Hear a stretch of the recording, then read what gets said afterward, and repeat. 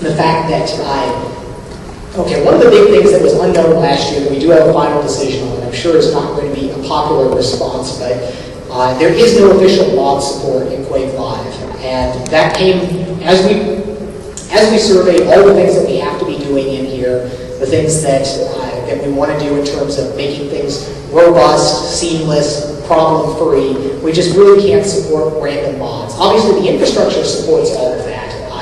You can download mods and play them, and we integrated a lot of the features that were popular. We took a lot of the advice of the early testers that were on there about saying, okay, you really do want to change this tiny bit of error control, add this little bit of anti-lag, change this balance a tiny bit. And the fact that we've got people that have been playing the game for 9 years, we basically listened to them in a lot of cases on there, and we integrated a lot of things that people would go to alternate versions of the game just for a specific rule set there.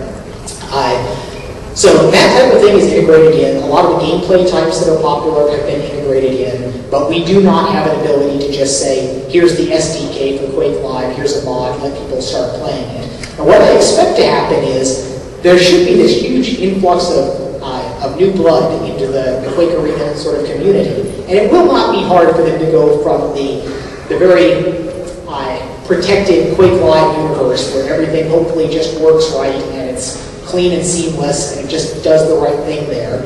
If they're enjoying that, then it won't be hard for them to step over. It's the gateway drug for the classic scene there, where you go out and you get the open source code and do crazy random mods and work with anything you want there. And it should really be able to revitalize a lot of that development scene, because people always like playing to a bigger audience. And we think that the audience for Quake Arena projects is going to be at least one, if not 2 orders of magnitude larger in the coming years and the coming year. And that should be exciting, lend a lot of force to development of new ideas and things there. And I think that's going to work out well. We will be working, we're already working with a lot of people about the possibility of integrating the new things into Quake Live as official game styles and modifications. And we'll just have to see how that goes. But we think a lot more of the work early on is going to be in custom maps.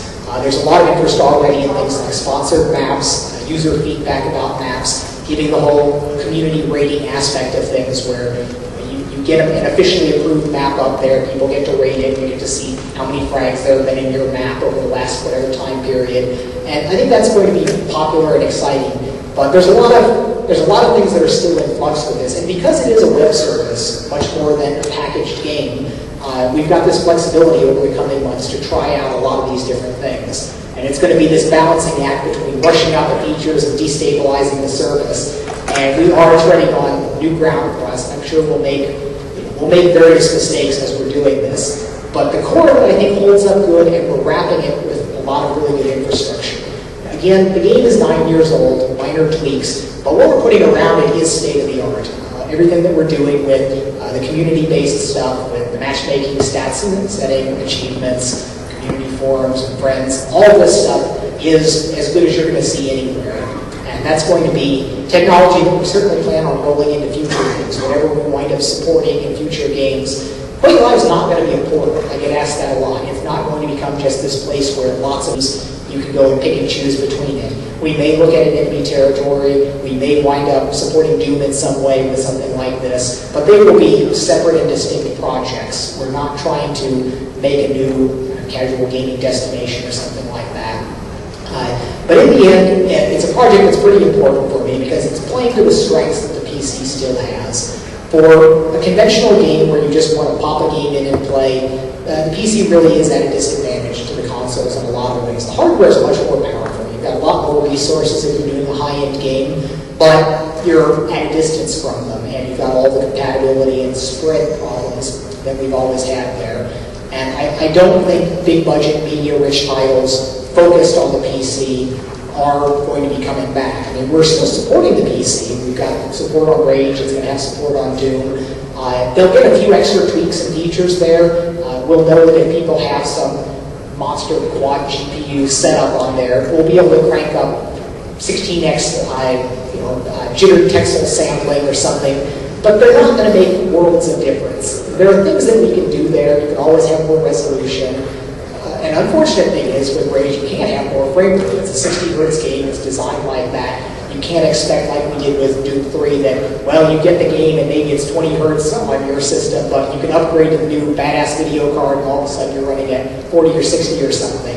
We won't have that on the Rage platform, although we'll see that again on Doom, where by the time we ship the Doom project on the consoles, the PCs will be so far beyond them that it should be a 60 hertz game there. The PC really will be able to curl a little bit over the consoles. But as it stands today, I look at it and the PC still has some real advantages. It's better at disseminating information over the web. Browsing the web on a console still pretty much sucks. If you want to look at the Quake stuff with all the statistics, all the cool stuff going on there, it's a great way to pass a lot of information there. Keyboard mouse is still the best way to play a first-person shooter.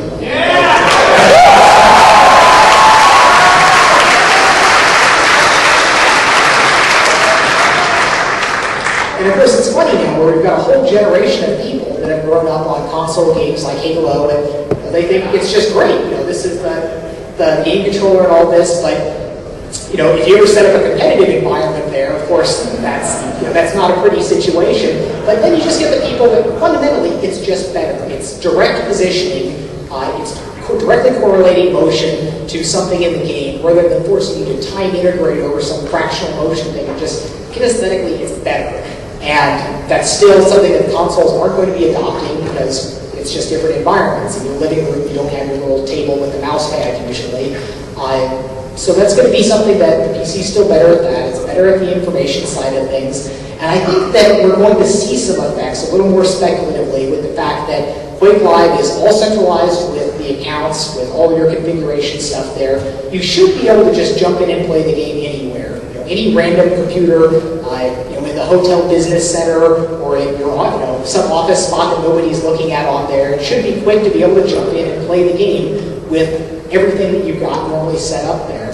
And one other side benefit of the fact that it is the older technology and the fact that for 5 years it was a benchmark used for all the graphics cards, everything runs Quake Arena code really well. And we just run at your full desktop resolution in general and for full screen. So you are rendering at 2 million pixels or something there. And there's some neat aspect of that where you see the characters way off in the distance and they're still fully formed, and you can think that, well, some people used to play this game at 512 by 384 resolution. That's some little postcard on your giant screen there. So there is some neat aspects to just the way it looks on the modern games, on the modern computers.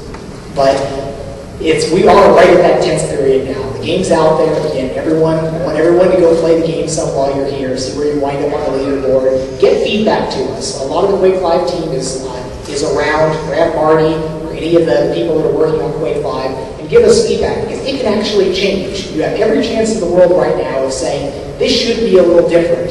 And a week from now, 2 weeks from now, it might be different. We are in that type of deployment schedule where you can really make a difference. And you are our core constituency here. We want all of you to be extremely happy with the game. We want a broad audience that hasn't been here before, but the game has to be great for